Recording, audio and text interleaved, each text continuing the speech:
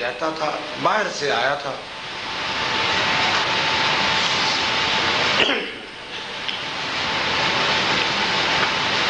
اس نے مکہ میں ابو جہل کا کوئی کام کیا تو بعد میں ابو جہل کو کہنے لگا میری مزدوری دے دو. کہتا میں کوئی نہیں دیتا. اس نے ابو جہل نے اس کی مزدوری دینے سے انکار کر دیا. تو وہ ایک دن بیت اللہ میں آ گیا تو بڑے بڑے کفار کے سردار موجود تھے. ان کو کہنے لگا دیکھو یار ابو جہل میرے پیسے نہیں دے رہا، میں غریب آدمی ہوں. ان کو شرارت سوجی، مکے کے سرداروں کو ایک شرارت سوجی. بیت اللہ میں ایک کونے میں نبی علیہ السلام نماز پڑھ رہے تھے. انہوں نے شرارت کی اس یتیم بچوں کا، وہ جو آدمی نماز پڑھ رہا ہے نا اس کو جا کے کہو وہ تمہیں پیسے دے دے گا. انہوں نے تو شرارت کی کہ ابو جہل کی اور حضور کی تو دشمنی سب سے یہاں تھی.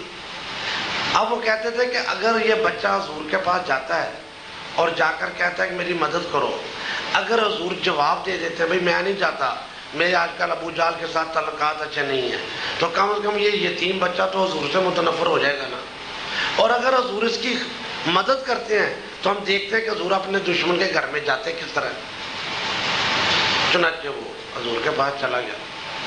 جب نبی علیہ السلام نے اس کی بات سنی اٹھے، کہتے چلو میرے ساتھ. اس کو لے کے ابو جہل کے گھر میں چلے گئے. ابو جہل کا دروازہ کھٹکھٹایا، اور بھائی اس بچے کے پیسے تو تم نے مارے ہوئے. وہ اندر گیا اور لا کر پیسے دے دیے. اور پیچھے وہ سرداران قوم بھی تھے. انہوں نے کہا ابو جہل کو اوپر سے اتنی دشمنی اور اندر سے اتنے اس کے فرما بردار ہو. اس نے آدھی زبان ہلائی اور تم نے پیسے نکال کے دے دیے. تو وہ کہنے لگا بخدا بات یہ نہیں ہے، بات کچھ اور ہے. جب نبی علیہ السلام میرے پاس آئے تو ان کے دونوں سائڈوں میں آگ کے 2 نیزے تھے اور مجھے ڈر تھا کہ وہ میرے پیٹ کے اندر گھس جائیں گے. میں تو ڈر کے مارے پیسے دیا. اب یہ معجزہ رونما ہوا تو ایک یتیم بچے کی خدمت اور اس کی مدد کرنے کی بنا پہ ہوا. اور حضور نے یتیم بچے کے لیے کون سی جگہ چھوڑی؟ بیت اللہ چھوڑا. نماز پڑھ رہے تھے، نماز سے فارغ ہو کے اس کے ساتھ گئے. تو میرے بھائیوں، تو اللہ تبارک و تعالیٰ نے جو یہ فرمایا کہ تم اگر نہیں جانتے تو یہ وہ ہے جو یتیم کو دھکے دیتا ہے. کس طرح یتیم کو دھکے دیتا ہے؟ کیوں کہ یتیم بیچارہ بچہ 7-8 سال کا بازار میں کھیلتا ہے، گلی میں کھیلتا ہے. سارے بچے، اب رمضان کی 10 تاریخ 12 ہو گئی ہے، اب سارے بچوں نے کہنا ہے سارے میرے ابو میرے لیے کیٹی کا سوٹ لائے، کسی نے کہنا میرے ابو میرے لیے کھلونے لائے، کسی بچے نے کہنا میرے ابو نے پھینیوں کا آرڈر دے دیا ہے، کسی نے کہا میرے لیے 500 روپے کے 1000 روپے کے بوٹ لائے، کوئی اپنے سوٹ دکھائے گا. اب سارے بچے خوش ہیں. یہ یتیم بچہ بھی بھاگا اپنی ماں کے پاس جاتا ہے، کہتا ہے امی عید آ رہی ہے، میرے نئے کپڑے کدھر ہیں؟ میں نے بھی نئے کپڑے پہننے ہیں، مجھے بھی نئے کپڑے لے کے دو، میں نے بھی نئی جوتی لینی ہے. ماں کہتی ہے بیٹا ان کے تو ابو ہیں، بیٹا تیرا تو ابو نہیں ہے. تو دعا کر کہ عید کے دن گھر میں روٹی پک جائے. بیٹا تو دعا کر عید کے دن روٹی پک جائے. آئے دوستو، کیا آپ کے خاندان میں کوئی یتیم نہیں ہے؟ کیا آپ کے محلے میں کوئی یتیم نہیں ہے؟ پھر بچہ ہی ہے، اس بیچارے کو کیا خبر کہ ماں کے اوپر کیا بیت رہی ہے. وہ بچہ ہے، وہ ضد کرتا ہے، وہ روتا ہے، وہ زمین پہ لیٹ جاتا ہے، ضد کرتا ہے نہیں امی میں نے تو نئے کپڑے لینے ہیں. پھر ماں آخر ماں ہوتی ہے، بچہ یتیم ہے، ماں کا دل ٹوٹ جاتا ہے.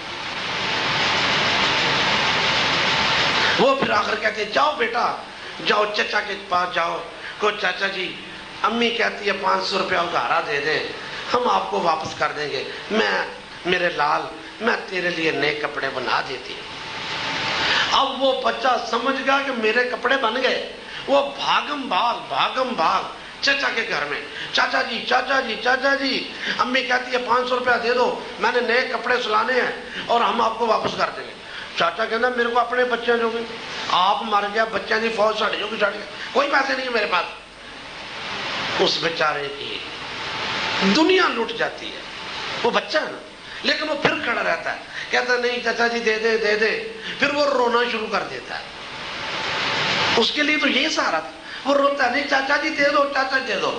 پھر چاچا اٹھتا ہے اور ٹھا کر کے دھکا دے کے دروازہ بند کر, جا دفع ہو جا اپنی ماں کے پاس. فذالک الذی یدعو. دوستو, اور رمضان نے کیا اثر کیا ہے؟ یہ شہر الصبر ہے, یہ شہر المواسات ہے, یہ ہمدردی کا مہینہ ہے. اپنے بچوں کے کپڑے بنانے والوں, اپنے بچوں کی خوشیاں خریدنے والوں, اپنے محلے میں کسی ایک یتیم بچی کے کپڑے بھی بنا دینا. عید کے دن خوشی دوبالا ہو جائے گی. ایک یتیم بچے کو بھی کھلونا لے کے دے دینا. جب عید کے دن اپنے گھر مٹھائی کا ڈبہ اور پھینیوں کا ڈبہ آئے تو آدھا ڈبہ کسی یتیم کے گھر بھیج دینا, تمہارے کھانے کا لطف بڑھ جائے گا. یہ قرآن کی صورت ہے, میں کوئی کسی دوسری جگہ سے نہیں لے کے آیا, فیصل آباد سے نہیں لے کے آیا, یہ اسی قرآن کے اندر ہے. ارأیت الذی یکذب بالدین فذلک الذی یدعو الیتیم. اور لوگوں, کتنی مائیں ہیں